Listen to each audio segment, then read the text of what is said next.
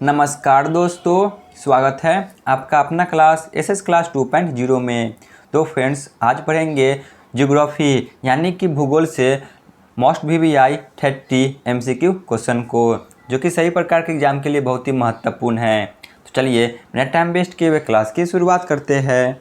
पहला प्रश्न है, भूकंप मापने वाले यंत्र का क्या नाम है? जिससे भूकंप मापी जाती है उसे क्या कहा जाता है? तो उसे ऑप्शन सी सिस्मोग्राफ कहा जाता है। क्वेश्चन नंबर 2 पे आते हैं। पृथ्वी को सूर्य का चक्कर लगाने में कितना समय लगता है? पृथ्वी को सूर्य का चक्कर लगाने में कितना समय लगता है? तो ऑप्शन सी 365 दिन, 6 घंटे और 48 मिनट का। क्वेश्चन नंबर 3, भारत का सबसे बड़ा ज्वालामुखी कौन सा है? तो वह है ऑप्शन सी बैरन द्वीप। क्वेश्चन नंबर 4 पे आते हैं। किस देश में सबसे ज़्यादा सक्रिय ज्वालामुखी है? तो वह है ऑप्शन सी इंडोनेशिया में। क्वेश्चन नंबर 5 पे आते हैं। निम्न में से काली मिट्टी में उगाई जाने वाली फसल कौन है, जो काली मिट्टी में उगाई जाती है?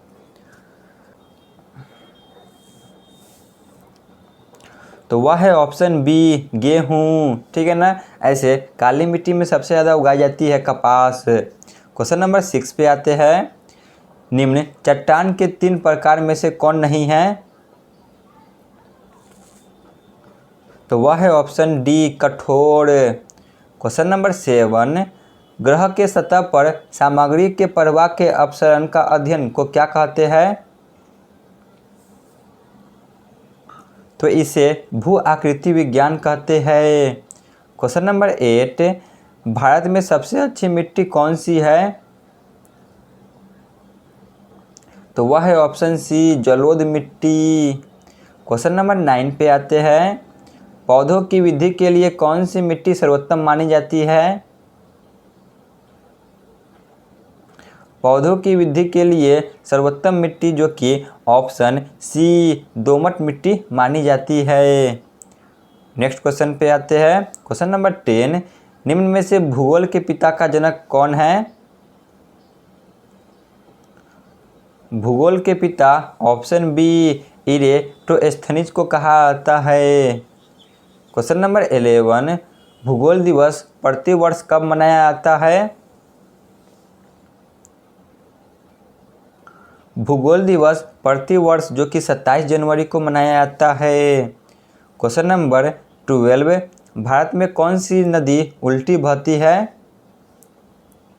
बताइए वह कौन सी नदी है जो उल्टी बहती है? तो ऑप्शन सी नर्मदा नदी।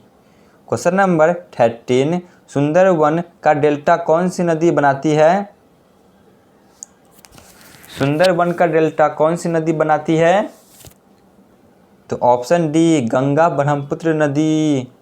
क्वेश्चन नंबर 14, संसार का सबसे बड़ा डेल्टा सुंदरवन डेल्टा कौन सी नदियाँ बनाती है? वही क्वेश्चन रिपीट हो गया है, तो होगा ऑप्शन जो कि डी गंगा और ब्रह्मपुत्र। क्वेश्चन नंबर 15, झील का निर्माण कैसे होता है? झील का निर्माण कैसे होता है? तो ऑप्शन सी ज्वालामुखी गतिविधि के कारण। क्वेश्चन नंबर 16, वायुमंडल की ऊपरी परत को क्या कहा जाता है, जो सबसे ऊपरी परत है? तो उसे ऑप्शन ए क्षोभ मंडल कहा जाता है। क्वेश्चन नंबर 17, वायुमंडल की खोज किसने की थी? वायुमंडल की खोज किसने की थी? तो वह थे टेसेरेंक डी बोल्ट। क्वेश्चन नंबर 18 पे आते हैं। नंदा देवी जीवमंडल किस राज्य में स्थित है? तो यह ऑप्शन डी उत्तराखंड में स्थित है। क्वेश्चन नंबर 19 पे आते हैं। कौन सा महासागर सबसे छोटा है? तो वह है ऑप्शन बी आर्कटिक महासागर, जो कि विश्व का सबसे छोटा महासागर है। क्वेश्चन नंबर 20, पृथ्वी की उपसौर स्थिति कब होती है? पृथ्वी की उपसौर की स्थिति जनवरी महीने में देखने को मिलती है। क्वेश्चन नंबर 21, मालपा भूस्खलन उत्तराखंड के किस जिले में स्थित है? तो यह ऑप्शन सी पिथौरागढ़ में स्थित है। क्वेश्चन नंबर 22, किस नदी को बंगाल का शोक कहा जाता है? तो वह है ऑप्शन सी दामोदर नदी को। क्वेश्चन नंबर 23, भारत का शोक किस नदी को कहा जाता है? भारत का शोक ऑप्शन बी कर्मनाशा नदी को कहा जाता है। क्वेश्चन नंबर 24 पे आते हैं, किस नदी को मध्य प्रदेश का जीवन रेखा कहा जाता है? तो वह है ऑप्शन डी नर्मदा नदी को। क्वेश्चन नंबर 25, निम्नलिखित में से कौन सी नदी पंचनाद में शामिल नहीं है? तो वह है ऑप्शन जो कि सी सिंधु नदी। क्वेश्चन नंबर 26, चंदन वन किस तरह के वन का उदाहरण है?